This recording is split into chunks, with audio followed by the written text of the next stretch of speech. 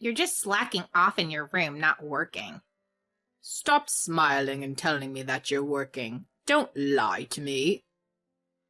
These are the words my mother-in-law, Katie, and sister-in-law, Elena, said to me while I work from home. I'm Daisy, 35 years old, and I work as a designer.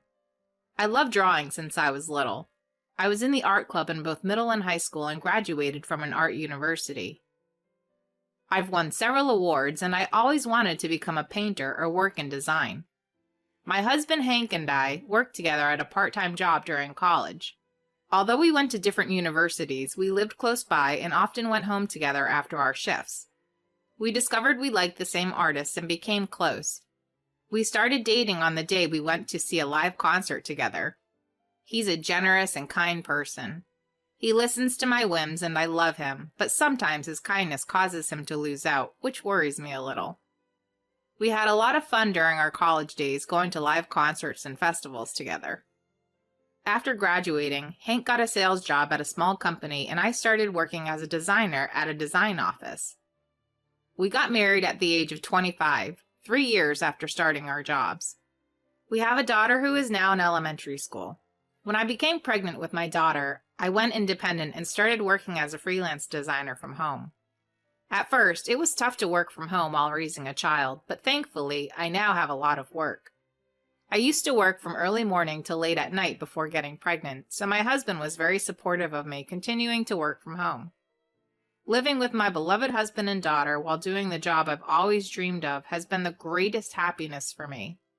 When our daughter started elementary school, we built our dream home.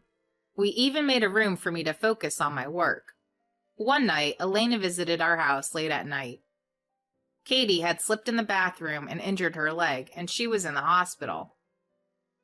She's getting discharged tomorrow, but she might need assistance when walking. I'm worried, so I'm moving in here. Can you help me out? My father-in-law passed away 5 years ago, and Katie and Elena have been living together. Elena works at a factory with a few days off and has night shifts. Katie used to work at a food factory until her retirement. I understood their concerns about Katie being alone for long periods, but I couldn't believe my sister-in-law was suggesting they move in with us. Actually, I don't get along well with either of them. It started when we went to greet them for our marriage. When I mentioned that I work as a designer, Katie said, It must be nice to draw pictures and get paid. Sounds easy. My sister-in-law chimed in. I'm jealous that you get to doodle and make money. I, who had been proud of my job, retorted, It's not a doodle. That's disrespectful to all designers. I always rack my brain to come up with the best design. Please take that back. The atmosphere turned sour. My father-in-law, who had worked in an advertising company, understood the job of a designer and defended me. My husband, Hank, also defended me wholeheartedly.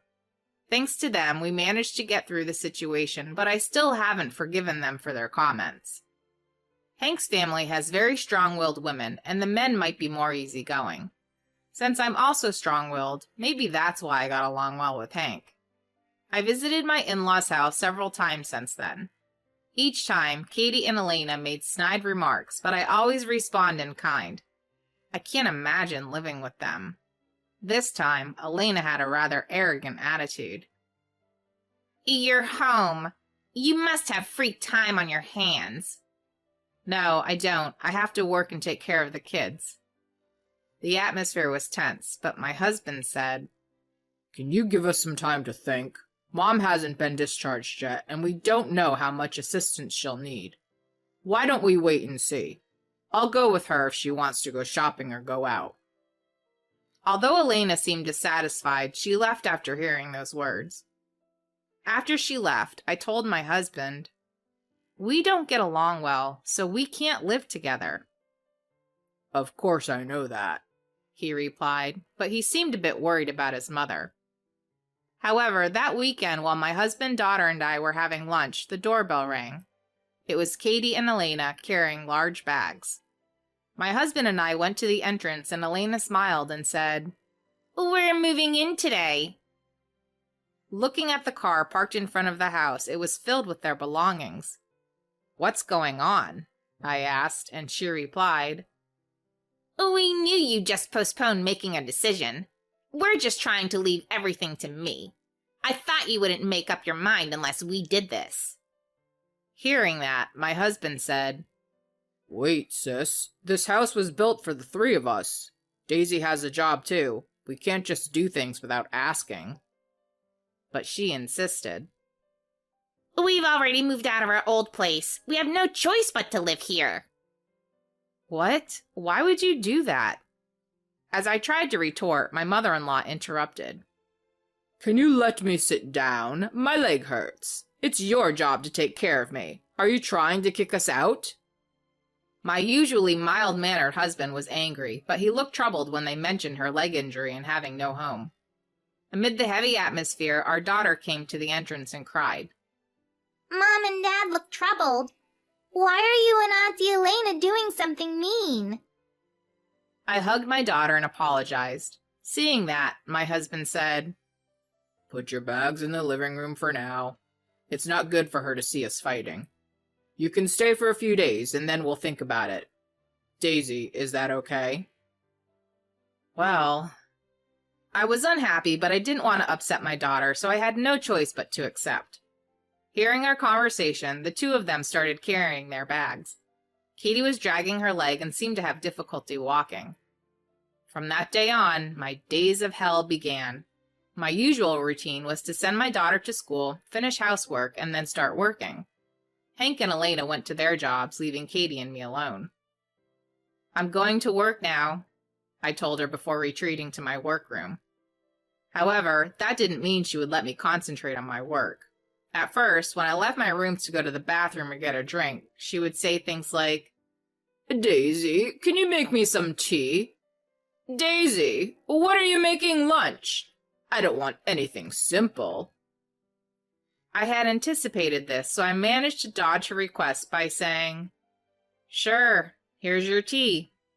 I prepared lunch this morning. Don't worry, it's not something simple." She seemed to look a bit frustrated. One day, I was in my workroom having a remote meeting. I didn't notice because I was wearing headphones, but suddenly, Katie started yelling right behind me. I've been calling you over and over. Stop ignoring me while you're having a fun conversation.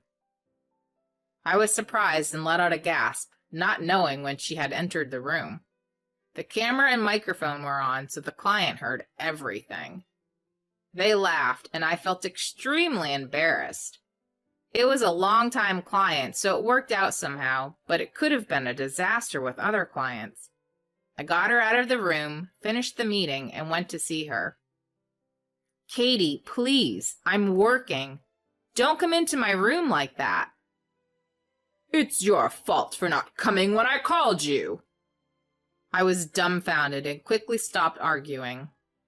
Thinking it was pointless to say anything to her, I called a contractor that day to put a lock on my workroom door. That night, when my husband came home from work, I said, "I don't think I can handle this. I can't have my work disrupted." If you've put a lock on the door, it should be fine. She's having trouble walking, so I can't just kick her out. He seemed decisive. I understood what Hank meant, so I thought we needed to come up with some measures. To avoid worrying our daughter, we acted normal when we all ate together. There were times when Katie made sarcastic remarks, but I held back from responding in front of my daughter. Then, on the day of my daughter's school event, I took the day off from work and went to the school in the afternoon.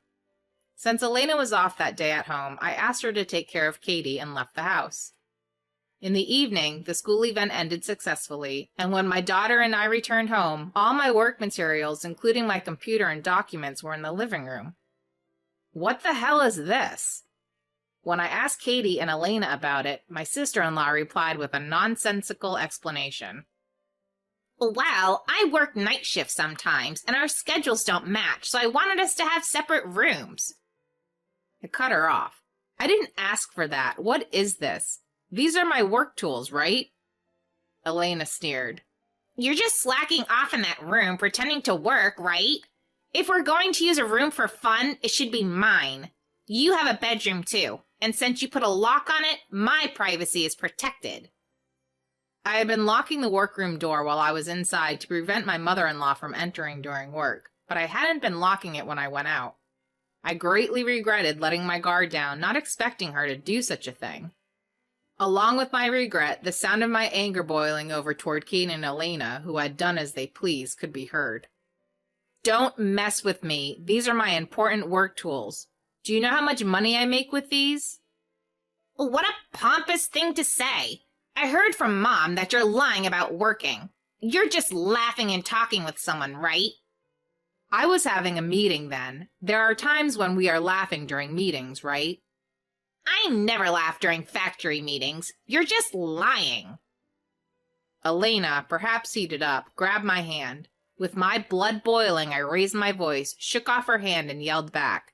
I felt like we were on the verge of a physical fight. Then Katie, who had been sitting on the sofa complaining, ran over to us. Stop it! Daisy is the one at fault. She works at night and has a hard time. She's always exhausted when she comes back from her standing job. Compared to that, you're just sitting in front of your computer laughing. What kind of work is that? Stop lying already. Huh? By the way, Katie, you just ran, didn't you? Are you lying about your bad leg? Oh, you're awful! Accusing an old woman with a bad leg of lying? Just because you don't want your own lies to be exposed. The fact that you could run is proof. Please rent a house immediately and go back to living together. Unable to hold back, I said what I had been wanting to say but had been enduring. Hearing that, Elena retorted. What are you saying? Talking about working from home like you're so important? Remote work is for recluses. Pack your stuff and leave.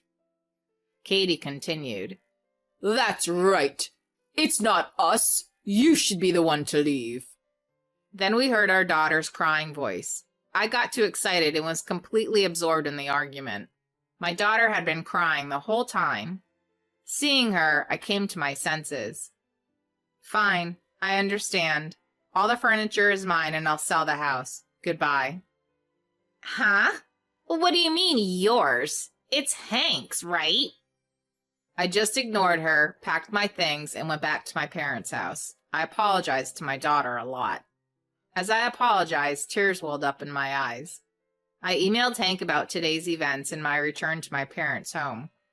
That night, he came to apologize after work. I'm sorry about my mom and sister. Please come back. I can't. I've reached my limit. They will never leave. I'm already looking for a place to move, and I'm selling the house. I'll contact you again when we have a moving date and a new house. With that, I sent my husband home. In fact, his income was so low that it was impossible for the three of us to live together. I had suggested he change jobs many times, but he stubbornly refused, saying the company wouldn't run without him. So I became independent. I had been working while raising my daughter since she was born. Thanks to that, we were able to buy a house. We paid for living expenses from my husband's salary, but the house, car, and furniture were all purchased with my earnings. The house was in my name because I earned several times more than he did. I loved my job as a designer, and it was fine. I thought it was okay if he didn't want to change jobs. There were no complaints while the three of us lived together. I think my husband was also at fault for not clearly refusing to live with his mother and sister. I want to continue living with Hank, but living with his mother and sister is absolutely impossible. From that day on, I did everything I could to sell the house and find a new one. In the meantime, Hank told his mother and sister to leave, but they refused to listen. They seemed to be enjoying themselves in the house as if it were their own. Then the moving date was set. The arrangements for selling the house were also in place. We chose a moving plan where the movers would help pack, and I told that to Hank. It was a last-minute booking, so it was on a weekday. I wanted him to be there too, but he had to work. After sending my daughter to school, I mustered my energy and went to the house with the movers. When we entered the house, Katie was there alone, surprised by the large number of cardboard boxes being brought in. As we silently began our work, she said, "What are you doing? This is our house. Stop moving out without permission." "This is my house, so there's no problem. Please, continue." She kept yelling, but the moving work proceeded smoothly. Finally, we left behind just the small amount of belongings Katie and Elena had brought, and also Katie, and the move was completed. I felt refreshed. After that, it seems my husband received an onslaught of calls from Elena and Katie. That night, we went to the house together and told Elena our future plans at the entrance. This house is already set to be put up for sale. A cleaning service is coming in a week. Please move out by then. We didn't agree to that. This is our family's house. We don't even understand why you moved today. Hank, tell this woman something. I tried to tell you many times, sis, but you didn't listen. Daisy says she can't live with you anymore. How can you say that when our mother has a bad leg? You were supposed to have resolved this by leaving. Hank, shouldn't you divorce this mean wife? I couldn't forgive my sister-in-law for saying such selfish things. Divorce isn't something she gets to decide. I've been doing my best to take care of Katie while working and raising our child. You're the one who came and messed up my workspace, right? As I said before, this house is under my name. I have the right to decide. So I'm telling you to leave. Hearing those words, Katie, who must have been in the living room, ran to the entrance. What's with that attitude? My husband looked surprised. Huh? Mom, you just ran here. Was that whole bad leg thing a lie? As my husband said that, Katie looked flustered and pretended to be in pain, but he ignored her and continued speaking. It's embarrassing as a man, but since my earnings are low, this house is under Daisy's name. Despite having to care for our child, she worked tirelessly from home. Thanks to her unwavering dedication, I have my job. I can't forgive you and Elena for going as far as lying to interfere with her work. I'll help you find a place too, so please leave. Hearing my husband's words, Katie and Elena remained silent with their heads down. I'm really sorry. I knew you didn't like the idea, but I couldn't say anything strongly because I was worried about my mom's bad leg. I'm sorry. Also, I've decided to change jobs. Since then, Katie and Elena seem to have found a small place to live together. I haven't met them since, but when Hank went to help them move, they were apparently arguing the entire time. It was true that my mother-in-law had fallen and been hospitalized, but she could walk normally after a few days and had hidden this fact to avoid being kicked out. She confessed this to Hank. In our new house, my daughter, Hank, and I were able to return to a happy life.